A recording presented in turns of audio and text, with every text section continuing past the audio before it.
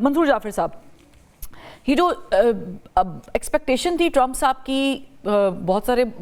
لوگوں نے تجزیہ کیا کہ اگر وہ خامنہ صاحب کی شہادت پر ہی کہہ دیتے، اعلان کر دیتے کہ ہمارا بس یہ ٹارگٹ تھا، ختم ہو گیا اور اس کے بعد ہمارا کوئی ٹارگٹ نہیں، تو شاید فیس سیونگ بڑی اچھی مل جاتی امریکہ کو. لیکن انہوں نے کنٹینیو کیا، چونکہ ظاہر ہے کہ ان کو بھی شاید یہ اندازہ نہیں تھا کہ ان کے محرکات کیا ہیں یا وہ کیا چاہتے ہیں. کنفیوز پرسنالٹی ڈونلڈ ٹرمپ صاحب، جیسے کہ غلام مصطفیٰ صاحب کہہ رہے ہیں کہ وہ انپریڈکٹیبل انسان ہے. تو مجھے یہ بتائیں کہ یہ جو ابھی انہوں نے ریسنٹلی بیان دیا رجیم چینج کا، یہ ان کو کس نے بتایا ہے کہ وہاں رجیم چینج ہو گئی ہے؟ مجھے بھی ذرا بتائیں کہ وہاں کوئی رجیم چینج ہوئی ہے ایران میں؟ آپ ڈونلڈ ٹرمپ صاحب کے ٹریک ریکارڈ کے بعد ان کے سٹیٹمنٹس کو اگر سیریسلی لیتے ہیں تو اس پر نہیں، میں صرف سمجھنا چاہ رہی ہوں کہ ان کے نزدیک اگر ان کے بیٹے ٹیک اوور کرتے تو وہ کیا وہ رجیم چینج ہے جو اگر یہی چاہ رہے تھے وہ تو اس کا تو پھر کچھ کہہ نہیں سکتے.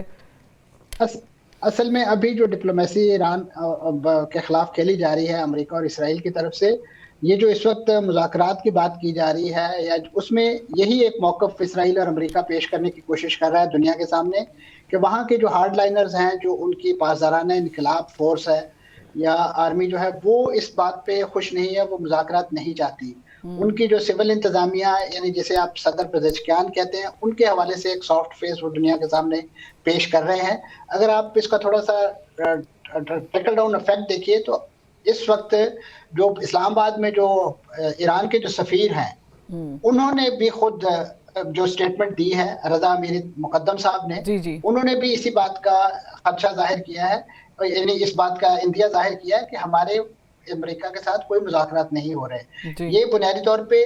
اس وقت وہ جو پاسدارانہ انقلاب کا موقف ہے اور جو ان کی سیاست اور ان کی سفارتکاری، ان کا موقف ایک ہی ہے. لیکن امریکہ اس میں ایک تفریق پیدا کرنے کی کوشش کر رہا ہے، اور اس کا بنیادی مقصد یہی ہے کہ ان کو ڈیوائڈ اینڈ رول کا جو فارمولا ویسٹ کا ایک عرصے سے چل رہا ہے، اس کو ایک بار دوبارہ سے امپلائی کیا جائے، اور اسی کا نام ان کے وہم و گمان میں اس کو وہ ایک اپنے طور پہ اپنے ذریعے میں ایک رجیم چینج خیال کرتے ہیں کہ ہم نے وہاں پہ ایک تفریق پیدا کر دی ہے، خاص طور پہ جو ہارڈ لائنرز کو ایک سائڈ پہ کر دیا اور پولیٹیکل لیڈرشپ کو ایک سائڈ پہ کر دیا ہے. جبکہ اس وقت جو پوزیشن ہے دونوں کے دونوں، چاہے وہ پولیٹیکل لیڈرشپ ہے یا عسکری لیڈرشپ ہے، وہ ایک پیج پر ہے. اور اس حوالے سے دیکھیے، خاص طور پہ امریکہ اور اسرائیل کا جہاں تک پہلے بات ہو رہی تھی گارنٹر کی، تو اس میں اگر کوئی گارنٹر بن سکتا ہے تو یہ خطے کے ممالک بن سکتے ہیں، کیونکہ اس وقت انہی کی وجہ سے یہ ساری لڑائی چل رہی ہے. ان کے ہاں جو بیسز تھی ان کی وجہ سے لڑائی چل رہی ہے. یہی وہ یقین دہانی کرا سکتے ہیں کہ آئندہ ایران کو اسٹرائک نہیں کیا جائے گا، کیونکہ اگر اس جنگ بندی کے بعد اگر ایران کو کسی سے خطرہ ہوگا، وہ امریکہ اسرائیل تو بنیادی طور پہ موجود ہی ہیں، لیکن اس کے ساتھ ساتھ یہ خطے کے ممالک بھی اپنا جو ایک گرج نکالنے کے لیے، اپنی جو ایک غزل پہنچا ہے ان کو، اس کو اسکور سیٹل کرنے کے لیے دوبارہ سے اس نوعیت کی کوئی چیز. اور دوسرے نمبر پہ جب تک آبنائے ہرمز کا کنٹرول ایران کے پاس ہے، ایران کے پاس ایک اوور رائڈنگ پوزیشن ہے، اور وہ اس کو ابھی کسی صورت میں اس پوزیشن سے بچ نہیں کرنا چاہتا. اور یہی وجہ ہے کہ اس وقت ڈونلڈ ٹرمپ صاحب تمام کوششیں اس بات پہ مرکوز کیے ہوئے ہیں کہ ان سے کسی طریقے سے یہ ایج چھین دیا جائے، ایک مشترکہ کنٹرول میں اس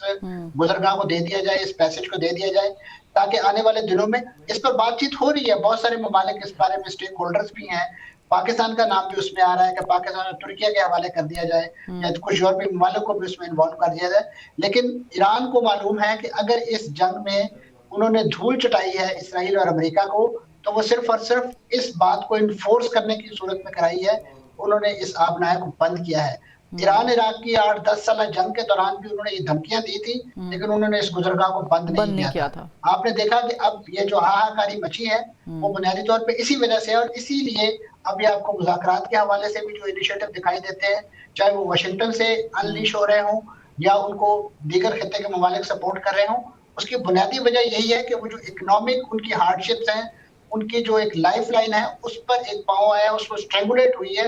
اس میں ان کو احساس ہوا ہے. دیکھیے، یہ وہ ایران ہے جو پچھلی کئی دہائیوں سے عالمی پابندیوں، جکڑ بندیوں میں، آپ ایران کی معیشت کا اندازہ لگا سکتے ہیں وہ کس قدر خراب ہوگی. انہیں تو یہ 20 دن کی جنگ نے رلا دیا ہے. ایران نے کس طریقے سے ان تمام پابندیوں کے باوجود اپنے آپ کو ملٹریلی بھی اسٹیبلش کیا، اپنے آپ کو پولیٹیکلی بھی سروائیو کیا، ڈپلومیٹکلی بھی انہوں نے ایک بڑی سکسیسفل